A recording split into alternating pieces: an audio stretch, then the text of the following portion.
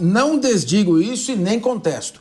Mas eu te pergunto, qual é o crime dele manifestar a opinião dele, ainda que de maneira irresponsável, sobre funcionamento ou não funcionamento? Depois ele está sendo investigado por ter recebido presentes. É o que eu estou dizendo. Depois que ele tem uma carteirinha de vacinação. Não é só opinião. Sim, mas ele mandou fraudar? Ele mandou fraudar as urnas? Ele disse que foi fraudado. Não, e que tinha provas. E as provas nunca vieram. Então, como ele foi presidente da República? Se ele tinha provas e não apresentou, isso é prevaricação. Isso é um crime gravíssimo. Gravíssimo. Que deveria ter sido responsabilizado pelo Congresso Nacional. O que você acha? Abre a tela entre o Mano e o pão vai comer. Abre a tela entre o Mano e o Suano. Vamos começar aí. Primeiro, abre a tela. Ele cometeu alguns erros estratégicos. Divide a tela, o Mano e o Suano. Eu concordo contigo que ele foi irresponsável em ter falado. Ou foi... Calma. Foi fraudado e eu tenho prova. Se ele tinha prova, ele tinha que ter apresentado. Isso não se discute, só tem um detalhe. O que ele estava tentando falar, e era essa a intenção dele, e isso, toda a direita imbecil do Brasil se voltou contra ele, ao invés de ter apoiado, não a irresponsabilidade, mas a necessidade de se trazer mais transparência, porque o que ele estava exigindo é que códigos-fontes fossem liberados, que toda a transparência fosse trazida sobre o processo, além disso que um processo fosse justo, e mais do que isso, o que ele estava exigindo era que trouxesse uma evolução no processo das urnas. Veja, eu particularmente nunca questionei as urnas e acho que esse não era o problema. O problema era um processo eleitoral que não poderia ser tratado da maneira como foi tratado. E aí, quando você pega e coloca e diz assim, que não foi apenas uma opinião, e eu acho que ele emitiu a opinião, cometeu erros, razão pela qual ele deveria ter calado a boca, e muitas pessoas que estavam em volta deles deveriam ter falado, não vamos permitir que o senhor vá além desse ponto. Senhor, deixa eu só jogar uma lenha nessa fogueira de vocês. Sabe por qual razão? Porque o que está acontecendo... Não, eu vou lançar uma lenha pro debate de cometeu. O que nós estamos vivendo agora é o erro de uma direita que não teve vergonha na cara de saber de que lado estava. Esse é o problema. Eu quero... Nos Estados Unidos, o presidente Trump está sofrendo uma série de indiciamentos e a defesa dele é a seguinte: há uma diferença entre a liberdade de expressão em que você se expressa de maneira absolutamente infeliz e às vezes de maneira irresponsável e uma ação efetiva para fraudar a eleição ou para abolir o Estado democrático de direito. Não está vendo aqui uma confusão entre uma coisa e outra? Mano, e eu quero manter a tela dividida, que o sono está bravo hoje. Eu quero a tela dividida. O meu ponto é o seguinte, um presidente da República... Antes, uma coisa mais importante que esse debate. São 15 horas em ponto. Repita. 15 horas. Mano, vai você. Eu acho que um ponto fundamental é o seguinte, o maior líder de qualquer processo político numa república é o presidente da República. O presidente da República tinha o dever de conduzir o país no rumo de reformas e do progresso. Isso é o que se espera como cidadão de qualquer presidente da República. Quando, no lugar disso, no lugar de apresentar propostas concretas, se faz factoide e se coloca em suspeita o sistema eleitoral, segundo qual... Para com frase de efeito. Professor, não, você vai parar, não. Você vai parar com frase de efeito. Festival de frase de efeito. Você não venha com frase de efeito, não. Não venha com frase de efeito, factoide, não. A questão é muito simples. Que é isso? Você sabe que nós vivemos um sistema político que fala todo ele contaminado, podre. Um sistema político não serve para nada. Nós vivemos uma situação... por deputados que passam 30 anos sem produzir uma lei relevante no Congresso. Então não faça tua demagogia na campanha eleitoral. Não venha fazer aqui comigo, não. Não faça aqui. Não faça demagogia aqui comigo, não. Faça na campanha eleitoral. Faça demagogia na campanha eleitoral. Não vai fazer aqui. Calma, por vez. Não venha fazer aqui, não.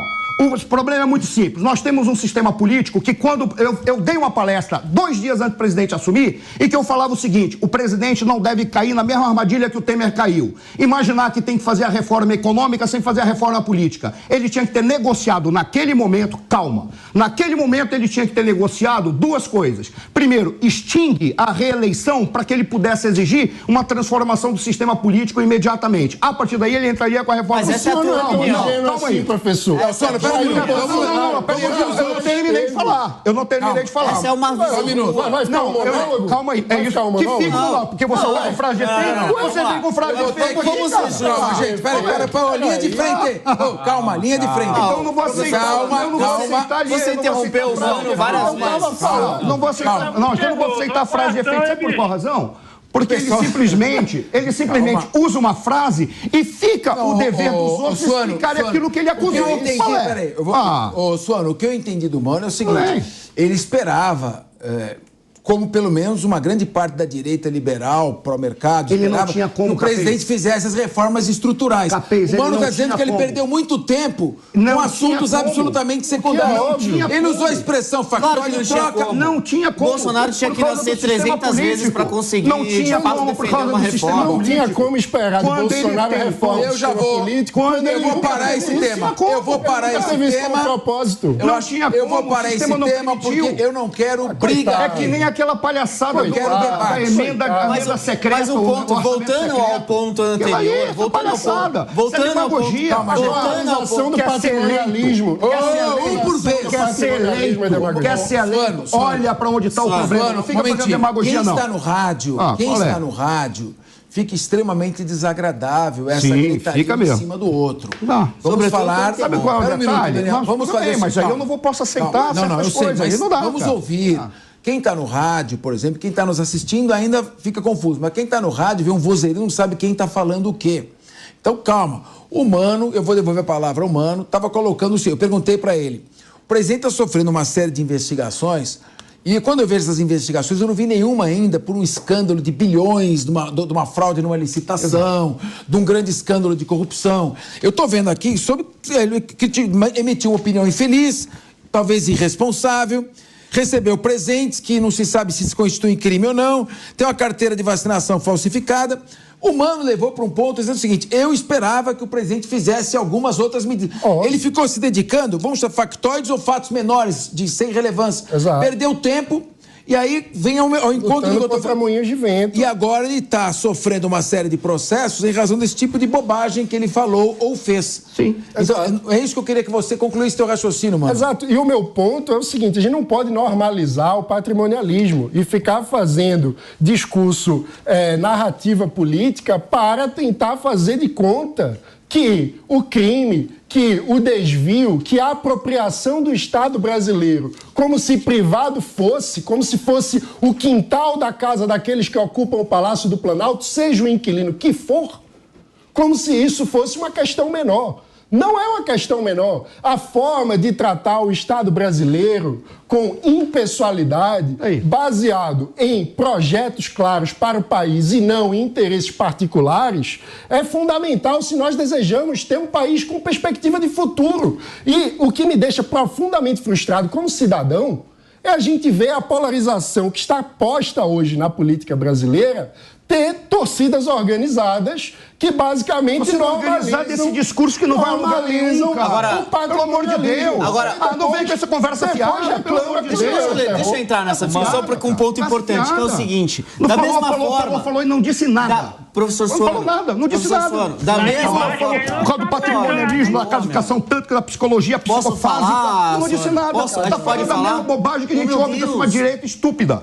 Professor Suano, da mesma forma como um presidente da República, quando recebe um presente, ele está representando a instituição da presidência da República, quando ele também fala alguma coisa dentro do contexto de governo, ele também está sempre representando a presidência da República. Então a palavra dele tem peso. Se ele convoca...